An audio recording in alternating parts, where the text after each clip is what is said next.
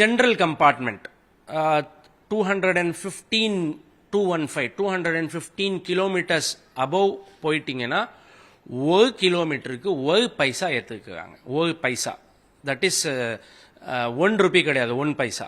And mail and express பொறுத்த வரைக்கும் 215 கிலோமீட்டர்ஸ்குள்ளே எதுவுமே கிடையாது. 215னா 216 கிலோமீட்டர், 1 கிலோமீட்டர் அதிகமாக ஆன உடனே ஏசி அண்ட் நான் ஏசிக்கு 1 கிலோமீட்டருக்கு 2 பைசா ஏற்றுக்குறாங்க. அண்ட் சீசன் டிக்கெட்டு, சபர்பன் டிக்கெட்லாம் எந்த காஸ்ட்டும் ஏற்றலை. ஸோ குறிப்பாக சார் இந்த காஸ்ட்டு அதிகமாக யாருக்கும் அந்த 1 பைசா 2 பைசா அந்த மாதிரி காஸ்ட்டு அது ஹைக்கு சொல்கிறதோட சேஞ்ச் நம்ம சொல்லலாம். சென்னை டு கோயம்புத்தூருக்கு எவ்வளோ வரக்கு வாய்ப்பு இருக்கு sir? Already sir mail and express பொறுத்த வரைக்கும் what ever may be the train throughout the country has come into the implementation by the Indian Railway.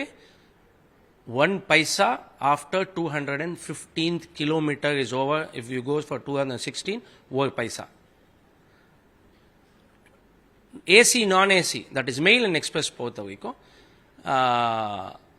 215 kilometre முடிச்சு 216 போன உடனே 2 பைசா. எல்லா ட்ரெயினுக்கு சேம் ஆஸ் இட் இஸ் அமலுக்கு வந்திருக்கு சார்.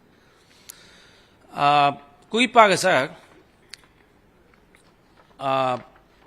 ஜனவரி இப்போ தற்காலம் அமலுக்கு வந்துருச்சு. ஜனவரி 12ஆம் தேதி முதல், ஏன்னா இது union railway minister Ashwini Vaishnawji வந்த பிறகு அவருக்கு டைரக்டாக புகார், ஒரு அருமையான ரயில்வே மினிஸ்டர், அவங்க அனைத்து திட்டங்க மக்களுக்கு பெனிஃபிட் ஆகக்கூடிய வகையில் அவர் எல்லா திட்டங்கள் இருக்குது. ஸோ அந்த வகையில் தற்கால் பொறுத்த வரைக்கும் நம்ம பார்த்தோம், முதல்ல தற்காலுக்காக அந்த ஐஆர்சிடிசி ஆப்பில் உங்கள் ஆதார் லிங்க் பண்ணோம். அது வகையில் ஓடிபி வச்சு தான் நீங்கள் தற்கால் வாங்க முடியும்.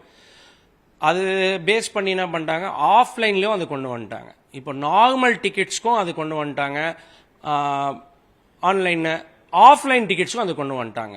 பட் ஆஃப்டர் 12ஆம் தேதி, தட் இஸ் ஜனவரி 12th எந்த வகையான டிக்கெட் நீங்கள் எடுத்தால் கூட, ஆன்லைன் ஆஃப்லைன் தற்கால் ஆர்டினரி டிக்கெட் எடுத்தால் கூட உங்களுக்கு ஆதார் அந்த ஐஆர்சிடிசி ஆப்பில் இணைக்கப்பட்டாதான் நீங்கள் டிக்கெட்டை எடுக்க முடியும். ஸோ